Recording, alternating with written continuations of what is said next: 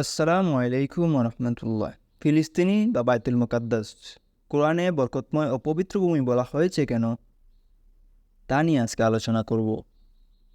আশা করছি সম্পূর্ণ ভিডিওটি সাথেই থাকবেন। বাইতুল মুকাদ্দাস বা ফিলিস্তিনিকে কোরআনে বরকতময় ও পবিত্র ভূমি বলা হয়েছে। নবীজি সাল্লাল্লাহু আলাইহি সাল্লাম এক রাতে ভ্রমণে আল আকসা নিয়ে যাওয়ার প্রসঙ্গে আল্লাহ তাআলা বলেন, পবিত্র মহান সে সত্তা, যিনি তার বান্দাকে রাতে নিয়ে গেছিলেন মসজিদুল হারাম থেকে মসজিদুল আকসা পর্যন্ত, যার আশেপাশে আমি বরকত দিয়েছি, যেন আমি তাকে আমার কিছু নির্দেশন দেখাতে পারি। নিশ্চয়ই তিনি সর্বশ্রোতা সর্বদ্রষ্টা।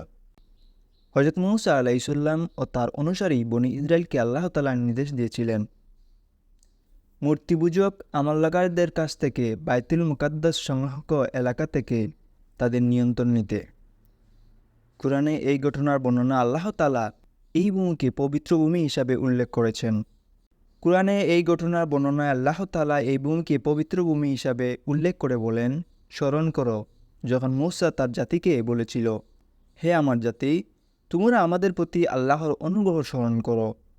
যখন তোমাদের মধ্য হতে নবী করেছিলেন, ওই তোমাদেরকে রাজ্যপতি করেছিলেন এবং বিশ্বজগতের কাউকে যা তিনি দেন নাই তা তোমাদের দিয়েছেন। হে আমার জাতি, আল্লাহ তোমাদের জন্য যে পবিত্র ভূমি নির্দিষ্ট করেছেন তাতে তোমরা প্রবেশ করো এবং পশ্চাৎ প্রসারণ করো না, করলে তোমাদের ক্ষতিগ্রস্ত হতে হবে। বাইতুল মুকাদ্দাস সংলগ্ন এলাকা ফিলিস্তিনি অথবা পুরো শামকে কেন বরকতময় ও পবিত্র ভূমি বলা হয়েছে, এ বিষয়ে কোরআনে ব্যাখ্যাকাররা বলেন, বাইতুল মুকাদ্দাস ফিলিস্তিনি বা শাম, আল্লাহর বহু নবী রাসূল স্মৃতিধন্য হওয়ার এই অঞ্চলকে পবিত্র ভূমি ও বরকতময় বলা হয়েছে।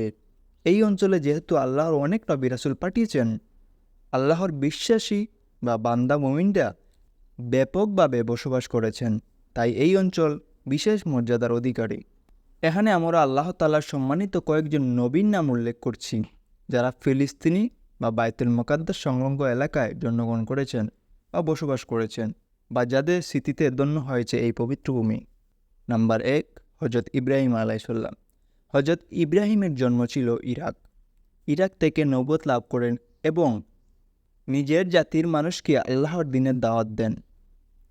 তাদেরকে মূর্তি পূজার অসরতার বোঝানোর চেষ্টা করেন, কিন্তু দীর্ঘদিন অনেক চেষ্টার পরেও তারা আল্লাহর দ্বীনের প্রতি বিমুখ থেকে যায়।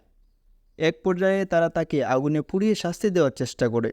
শেষ পর্যন্ত ইব্রাহিম আলাইহিসসালাম নিজের স্ত্রী ও ভাতিজাকে সঙ্গে নিয়ে ইরাক ছেড়ে বরকতময় ভূমি ফিলিস্তিনে হিজরত করেন। ফিলিস্তিনেই জীবনের শেষ সময় কাটিয়ে তিনি ইন্তেকাল করেন। নাম্বার 2, হযরত লূত আলাইহিসসালাম। হযরত লূত আলাইহিসসালাম ছিলেন হযরত ইব্রাহিম আলাইহিসসালামের ভাতিজা। তিনি হযরত ইব্রাহিম আলাইহিসসালামের দাওয়াতে ঈমান গ্রহণ করেছিলেন এবং তার সাথে ইরাক থেকে ফিলিস্তিনে হিজরত করেন। পরবর্তীতে আল্লাহ তাআলা তাকে নবুয়ত দান করেন। নাম্বার 3, হযরত ঈসা আলাইহিসসালাম। হযরত ইব্রাহিম আলাইহিসসালামের ছেলে ইসহাক আলাইহিসসালামের জন্ম ফিলিস্তিনিতে। বাবার পর তিনি নবুয়ত মর্যাদা লাভ করেন। ফিলিস্তিনেই তিনি বসবাস করেন এবং ইন্তেকাল করেন। নাম্বার 4, হযরত ইসহাক আলাইহিসসালামের ছেলে ইয়াকুব আলাইহিসসালামকে আল্লাহ তাআলা নবুয়ত দান করেছিলেন। তিনিও জীবনের বেশিরভাগ সময় ফিলিস্তিনি বসবাস করেন।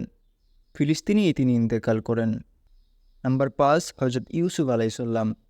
হযরত ইয়াকুব আলাইহিসসালামের ছেলে হযরত ইউসুফ আলাইহিসসালাম জন্ম ফিলিস্তিনিতে। ভাইদের ষড়যন্ত্রে তিনি বাবার কাছ থেকে আলাদা হয়ে যান।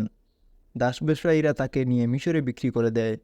পরবর্তীতে মিশরে তিনি আল্লাহ তাআলার দ্বীন প্রচার করেন। নাম্বার 6, হযরত দাউদ আলাইহিসসালাম। হযরত দাউদ আলাইহিসসালাম ফিলিস্তিনে জন্মগ্রহণ করেন এবং সেখানে নবুয়ত লাভ করেন। তিনি ছিলেন একজন সাহসী যোদ্ধা। তার জালুতকে পরাজিত করার ঘটনা কোরআনের সূরা বাকারায় বর্ণিত হয়েছে। ফিলিস্তিনেই তিনি ইন্তেকাল করেন। নাম্বার 7, হযরত সুলাইমান আলাইহিসসালাম। হযরত দাউদ আলাইহিসসালামের ছেলে হযরত সুলাইমান আলাইহিসসালামও ফিলিস্তিনিতে বসবাস করতেন। দাউদ আলাইহিসসালাম মৃত্যুর পর আল্লাহ তাআলা তাকে রাজত্ব ও নবুয়ত দান করেন। তিনি মসজিদুল আকসা পুনর্নির্মাণ করেন। জীবনের বেশিরভাগ সময় তিনি ফিলিস্তিনেই বসবাস করেন এবং ফিলিস্তিনেতেই মৃত্যুবরণ করেন। নাম্বার 8, হযরত জাকারিয়া আলাইহিসসালাম। হযরত জাকারিয়া আলাইহিসসালাম ফিলিস্তিনেই জন্মগ্রহণ করেন এবং বসবাস করেন। তার মৃত্যু সম্পর্কে দুটি মত আছে। একদল ঐতিহাসিক মতে তিনি ফিলিস্তিনে ইন্তেকাল করেন, অন্য দল মনে করেন সিরিয়া হালাব শহরে তার ওফাত হয়। নাম্বার 9, হজরত ইয়াহিয়া আলাইসাল্লাম। হজরত ইয়াহিয়া আলাইসাল্লাম হজরত জাকারিয়া আলাইসাল্লামের ছেলে, ফিলিস্তিনেই বসবাস করেন। কিছু বর্ণনা অনুযায়ী দামেস্কে তার মৃত্যু হয়। নাম্বার 10, হজরত ঈসা আলাইসাল্লাম। হজরত ঈসা আলাইসাল্লাম ও তার মা হজরত মারিয়াম আলাইসাল্লাম ফিলিস্তিনি জন্মগ্রহণ করেন। তিনি তার মায়ের সাথে মিশরে হিজরত করেছিলেন, পরে আবার তিনি ফিলিস্তিনে ফিরে যান এবং সেখানেই বসবাস করেন। নাম্বার 11, হজরত মুহাম্মদ সাল্লাল্লাহু আলাইহি সাল্লাম। আমাদের নবী হজরত মুহাম্মদ সাল্লাল্লাহু আলাইহি সাল্লাম মিরাজে ঊর্ধ্বজগৎ ভ্রমণে নিয়ে যাওয়া হয়েছিল ফিলিস্তিনি থেকে। এক রাতে আল্লাহর পক্ষ থেকে তাকে প্রথম মসজিদুল আকসা নিয়ে যাওয়া হয়, তারপর তাকে ঊর্ধ্বজগৎ ভ্রমণে নিয়ে যাওয়া হয়। মক্কা থেকে মসজিদুল আকসা পর্যন্ত নবীজি সাল্লাল্লাহু আলাইহি সাল্লাম রাতের ভ্রমণ ইশরা নামে এবং সেখান থেকে ঊর্ধ্বজগৎ ভ্রমণে মেরাজ নামে পরিচিত। আল্লাহ তাআলা সেই পুণ্যভূমিকে বরকতময় এবং হেফাজত করুন। আসসালামু আলাইকুম ওয়া রাহমাতুল্লাহ।